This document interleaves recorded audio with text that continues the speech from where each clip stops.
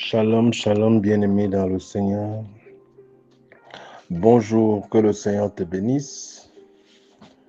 Ce matin, je suis béni, honoré de me joindre à toi qui est à l'écoute du son de ma voix. Je suis le révérend Jean-Colin Zoa de la CBC, Cité du Christ ressuscité. Si tu es debout déjà, partage avec quelqu'un, réveille quelqu'un, informe quelqu'un. Ensemble, levons-nous. Donc, si tu es debout, saisis-toi de ta Bible et ouvre avec moi dans Proverbes chapitre 4. Ouvre avec moi dans Proverbes chapitre 4, du verset 20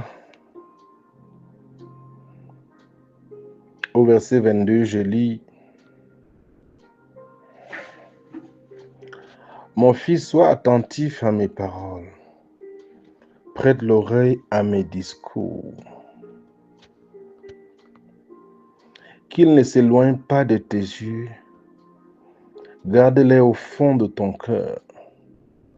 Qu'ils ne s'éloignent pas de tes yeux. Garde-les au fond de ton cœur. Car c'est la vie pour ceux qui les trouvent, c'est la santé pour leur corps.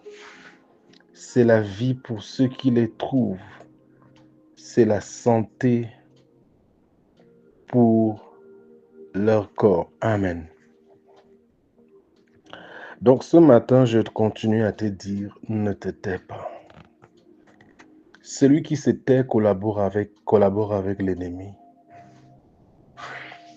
Parce que c'est en ouvrant la bouche pour déclarer ce en quoi on croit qu'on parvient à la délivrance, qu'on affecte des changements dans son environnement, qu'on crée son monde, qu'on change son monde. C'est en ouvrant la bouche, déclarant ce à quoi on croit, qui est la parole de Dieu, ce en quoi on croit dans la parole de Dieu,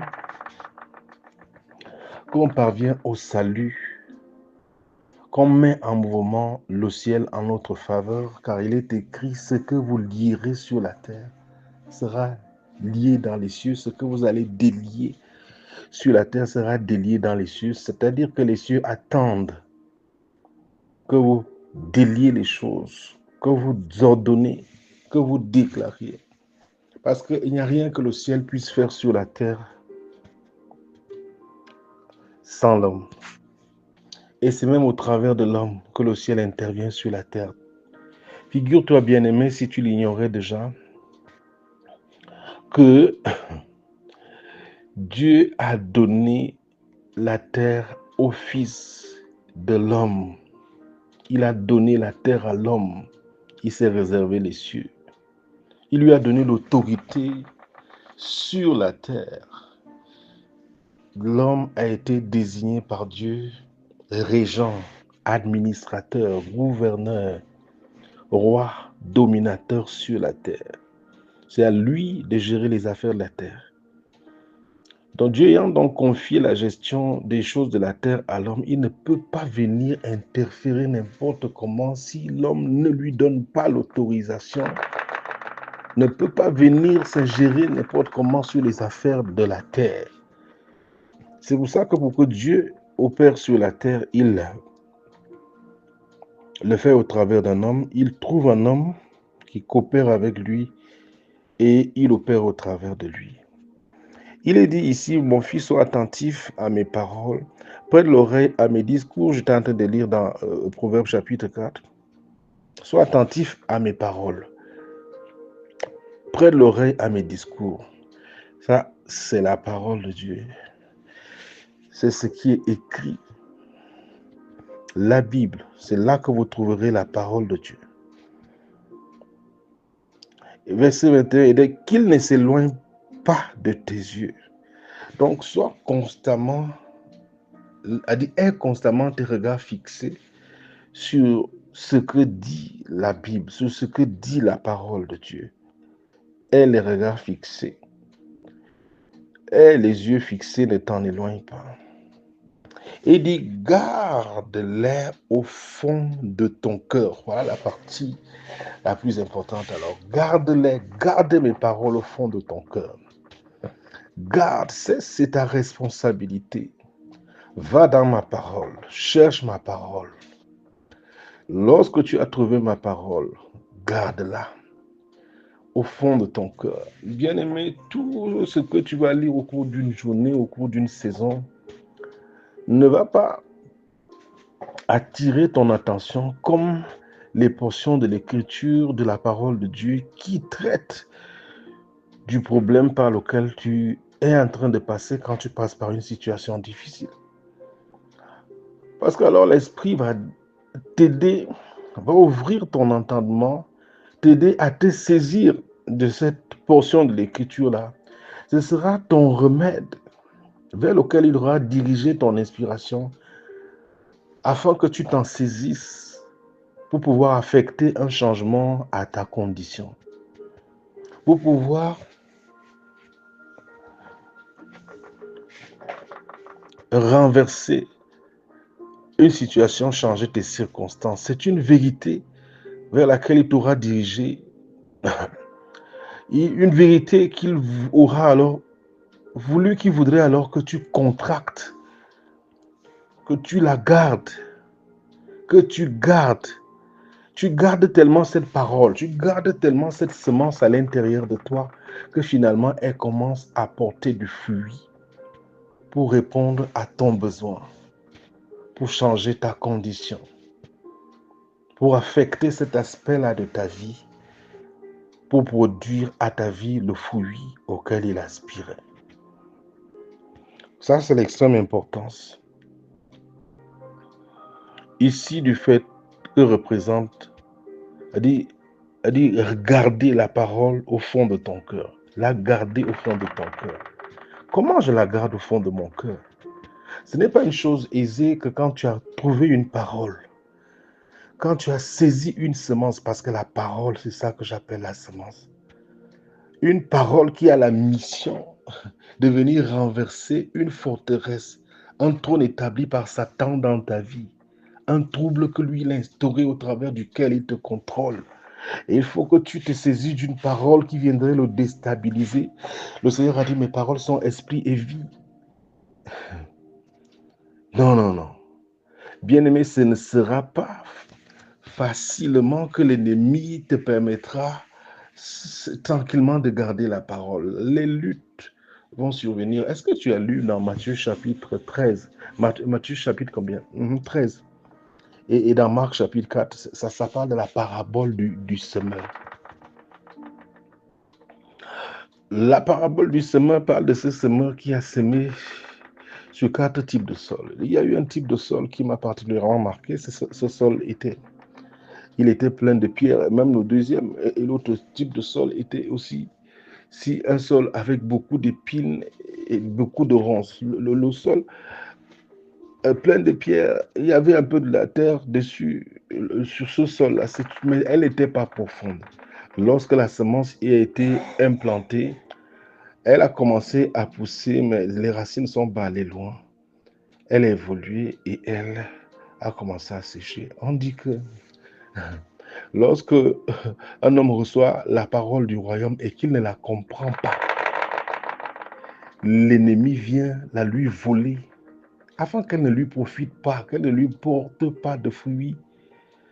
Il dit que les épines et les ronces là, dans le sol où la semence a pu pousser, et puis ces épines, ces ronces ont empêché à la plante d'aller en hauteur. Tu vois, ça représente les soucis, ça représente les douleurs, les oppressions que l'ennemi va causer, avec pour objectif de t'empêcher de garder la parole au fond de ton cœur. Bien-aimé, il y aura une lutte pour que tu puisses garder la parole au fond de ton cœur. Parce que l'ennemi, lui, il connaît le potentiel de la parole. Il connaît les dégâts que la parole vient pour causer. Dans le psaume 107, verset 20, il est écrit, il envoya sa parole et sa parole les a guéris et les a sortis de leur fosse. Et Isaïe 55, verset 11 dit que la parole, Dieu dit, ma parole ne sort jamais de ma bouche. Elle ne peut pas sortir de ma bouche sans accomplir la mission pour laquelle elle est sortie. Donc l'ennemi est bien conscient que toute parole que tu réussis à saisir, toute vérité que tu réussis à capter est un danger pour lui. Vous n'êtes pas sans ignorer qu'il est écrit que vous connaîtrez la vérité. Et la vérité vous affranchira. Affranchir de quoi? Des mensonges de l'ennemi. Affranchir de quoi? Des agressions de l'ennemi. Affranchir de quoi? Des forteresses de l'ennemi, de ses liens. Elle fera éclater les liens du mensonge. Et elle vous procurera votre liberté, votre indépendance. La parole va vous procurer la domination. Elle va vous restaurer la domination. Elle va établir la vérité et exposer le mensonge de l'ennemi pour le ridiculiser. Il veillera alors à ce que tu ne gardes pas la parole. Il pourra t'aider avec des choses de substitution que la religion t'aura apportées, juste pour t'empêcher d'accéder à la parole et de la saisir. Mais bien aimé, c'est une lutte, une responsabilité que tu te dois de saisir. C'est-à-dire de prendre, ouvre ta Bible. Ça peut être difficile au début, mais persévère. Médite régulièrement. Expose-toi à la parole enseignée, à l'enseignement qui va te parler de ce que Dieu est pour toi, de l'amour qu'il a pour toi, de ce que Jésus a fait pour toi. Expose-toi à la parole qui te dit ce que tu es devenu en Christ, qui t'expose ton identité et le merveilleux héritage qu'il t'a accordé. Expose-toi tout simplement à l'évangile. Et tu verras, au fur et à mesure que tu t'exposes, tu saisis, tu trouveras, tu rencontreras à force de t'exposer, de méditer, des paroles qui traitent de ton problème. Et quand tu les auras croisées, rencontrées, saisis-les, assois-toi dessus, déclare-les sur ta vie. Que ces paroles ne s'éloignent pas de ta bouche, encore et encore, encore et encore. Alors là, quand tu as saisi, quand tu as gardé ces choses à l'intérieur de toi et dit que la parole de Dieu habite richement en vous, Colossiens 3, verset 6-16, parle. Si tu crois dans ton cœur, c'est bien, Dieu te déclare juste. Romains chapitre 10, verset 10. Mais si tu ouvres la bouche pour déclarer ce en quoi tu crois, parce que tu ouvres la bouche, le ciel se met en activité, parce que Dieu va veiller sur la parole, sa parole dans ta bouche pour l'accomplir. Les anges de Dieu qui sont puissants en force et qui exécutent la voix de sa parole se mettent en action pour exécuter, pour accomplir, parce qu'ils obéissent à la parole. Ta parole les active, c'est la parole de Dieu, c'est la parole d'autorité que Dieu a mis dans ta bouche et il respecte l'autorité. Donc c'est cette parole-là, qu'elle ne s'éloigne point de ta bouche. Donc tu dis avec moi, Seigneur, merci infiniment. Merci pour ta sainte parole. Merci infiniment pour ton amour pour moi et pour l'autorité dont tu m'as investi. Tu as tout mis entre mes mains, tu m'as donné ta parole, tu m'as conféré ton autorité, tu m'as conféré ta domination afin que je règne, que je domine, que je sois au contrôle sur la terre comme toi, au contrôle dans mes affaires. Tu m'as élevé, restauré ma dignité, ma royauté, tu m'as élevé sur ton trône. En Jésus-Christ, à ta droite, tu m'as établi au-dessus de toute domination et de toute autorité. Père, je te dis merci. La Bible dit, me concernant, et si celui qui n'a point épargné son propre fils l'a fait, l'a sacrifié pour moi, comment ne me donnerait-il pas toutes choses avec lui? Romains 8, verset 32. Ouvre la bouche et dis-lui avec moi, Seigneur, merci, tu m'as donné toutes choses avec Jésus. Merci, tu m'as accordé ta glorieuse présence sans laquelle je ne peux véritablement m'imposer sur quoi que ce soit. Merci pour cette glorieuse présence qui m'accompagne partout tout au long de cette journée. Merci infiniment à toi, mon berger, mon Père, qui pourvoit à tous mes besoins selon la richesse de sa gloire. Merci à toi qui as pensé à moi bien avant que je ne vienne dans ce monde. Tu as sacrifié ton unique perle pour me restaurer dans ma relation avec toi. Tu as versé de ton sang, Seigneur Jésus, pour que je sois lavé et réconcilié avec le Dieu vivant. Aujourd'hui, je suis vivant de ta vie, ressuscité avec toi, uni au Dieu vivant. Merci, Père, de t'être établi en moi, de t'être uni à moi. Tu as fait de moi un géant. Tu m'as uni à toi, m'élevant au-dessus de tous mes ennemis. Je peux déclarer avec assurance que 1000 tombent à ma droite, 10 000 à mon côté, je ne serai pas atteint. Je peux ouvrir ma bouche, proclamer encore ce matin que toute âme forgée contre moi sera sans effet. Et quiconque se liguera contre moi tombera sous mon pouvoir. Je peux déclarer avec assurance la chute de tous les autels maléfiques, l'extinction de toutes les voies, de toutes les choses qui s'élevaient pour me faire opposition, empêcher à ma gloire de resplendir. Je peux prendre autorité, décréter et voir les choses s'accomplir, car je sais que je jouis de ton soutien. Père, je te dis merci. C'est toi qui m'as élevé en autorité et c'est toi qui me soutiens quand je déclare en ton nom. Merci infiniment, tu m'as donné le pouvoir de marcher sur les serpents et les scorpions et sur toute la puissance de l'ennemi, tout serpent dans l'obscurité, qu'il soit dans mon corps ou hors de mon corps, qui travaille activement pour essayer de me stopper. Au nom de Jésus-Christ, je coupe ta tête, tu tombes et meurs brutalement. Qui que tu sois, peu importe le lieu et l'endroit à partir duquel tu opères, au nom de Jésus-Christ, j'arrête toutes tes activités tout autour de moi. Au nom de Jésus, toute bénédiction, toute gloire qui porte mon nom et que tu disais contrôler, que tu disais avoir avalé, au nom de Jésus, je te commande de la lâcher et de la vomir au nom de Jésus. Je viens m'adresser à mon corps, à mon âme, comme l'autorité que je suis.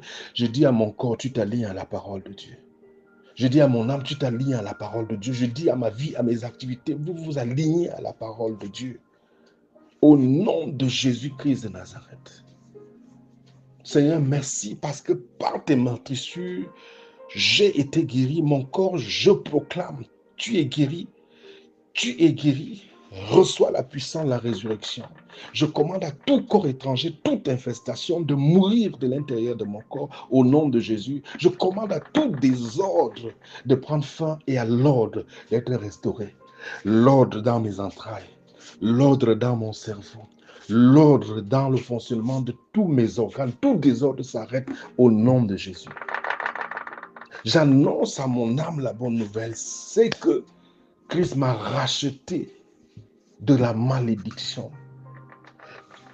Il m'a délivré de la puissance des ténèbres. Mon âme, tu es délivré des alliances maléfiques, délivré de la puissance des ténèbres. Mon âme, tu es délivré du royaume des ténèbres au nom de Jésus. Tout lien obscur qui disait contrôler mon âme, au nom de Jésus, tu es brisé. Tu es brisé, je rends grâce à mon Seigneur, qui est devenu péché pour moi, qui est devenu maudit pour moi, qui a connu l'enfer pour moi, pour me délivrer de toutes sortes d'enfers, pour me délivrer de toute malédiction, pour me délivrer du péché. Aujourd'hui, en lui, je suis la justice de Dieu, justifié de toute l'accusation. Et en raison de cela, je peux déclarer à la malédiction, soit brisée et dégagée de ma vie. Parce que Jésus s'est chargé de tous mes péchés, toutes mes transgressions. Il les a subis. Il a purgé la peine de toutes mes fautes. Donc toute peine que la méchanceté m'amène à purger, s'appuyant sur mes péchés que pourtant Christ a enlevé, au nom de Jésus, tu es dans l'illégalité. Je brise l'emprise de toute main obscure, de toute malédiction qui était en opération dans ma vie, car je suis la justice de Dieu et tu ne peux plus continuer à opérer. Je brise toutes sortes de jougs d'humiliation que la méchanceté avait placé sur ma vie. Au nom de Jésus-Christ de Nazareth. Donc, je brise le joug de toute attitude, tout péché, tout comportement qui ne glorifie pas Jésus au nom de Jésus, car je suis la justice de Dieu. Je brise le joug de toute maladie, de toute douleur par lesquelles l'ennemi disait me contrôler au nom de Jésus, car il n'y a pas de place, il n'y a pas de coopération possible entre la justice et le péché. La justice et la maladie. Je suis une nouvelle création. Il a été puni à cause de mes fautes. Je refuse de porter un manteau d'humiliation quelconque. Parce qu'il m'a purgé de toute faute et m'a donné sa propre nature. Si en raison de ma nature, il a souffert, en raison de sa nature, je refuse tout ce qui ressemble à la souffrance. De riche qu'il était, il est devenu malédiction. Pauvre pour moi, je brise toute emprise de la pauvreté dans ma vie. Au nom de Jésus, je rends grâce à mon berger. Lui, le bonheur et cette grâce qui m'accompagne tout au long de cette journée, qui pourvoit à tous mes besoins selon la richesse de sa gloire, qui m'entoure de sa grâce comme un puissant bouclier. Il entoure mes enfants. Il entoure ma maison. Il entoure chacun de mes mouvements tout au long de cette journée. Il me couvre par son précieux sang. J'opère dans sa faveur, dans son intelligence, dans sa sagesse et sa santé, sa vitalité. Voici, je dis à l'Éternel encore ce matin, tu es mon bouclier et ma forteresse, mon Père en qui je me confie. C'est toi qui me délivres du filet de l'oiseleur, de la peste et de tous ses ravages. J'avance tout au long de cette journée, cette année, dans la conscience de ta présence qui m'accompagne. Tu es le bonheur et la grâce qui m'accompagnent. L'amour ne m'accompagne pas. L'échec ne m'accompagne pas. Non, non, non, le rejet ne m'accompagne pas. Le voile des ténèbres est déchiré de ma vie. Je resplendis de l'éclat de mon Sauveur qui m'a uni à lui, qui m'a donné une nouvelle identité. Il a proclamé à mon sujet tel il est, lui le ressuscité, tel je suis dans ce monde. Je suis un succès, une bénédiction, un protégé du Dieu vivant, couvert par le sang de Jésus, rayonnant de la présence du Dieu vivant. Les obstacles sautent, reculent. La gloire du Dieu vivant me précède. Des portes bloquées, fermées s'ouvrent au-devant de moi. Mes bienfaiteurs me localisent. Mon trône m'est restauré. Je dis merci à Jésus. Que le Seigneur te bénisse. Toi qui as prié avec nous ce matin, que sa gloire te précède. Que sa gloire te précède. Que toute douleur, toute infirmité, toute faiblesse dans ton corps, dans ton âme soit dégagée au nom de Jésus. Reçois la guérison. Reçois la force de continuer. Reçois la joie du ciel. Sois béni. Au nom de Jésus-Christ. Amen. Très, très bonne journée. Très, très bonne année. Dans le nom précieux de Jésus-Christ. Amen.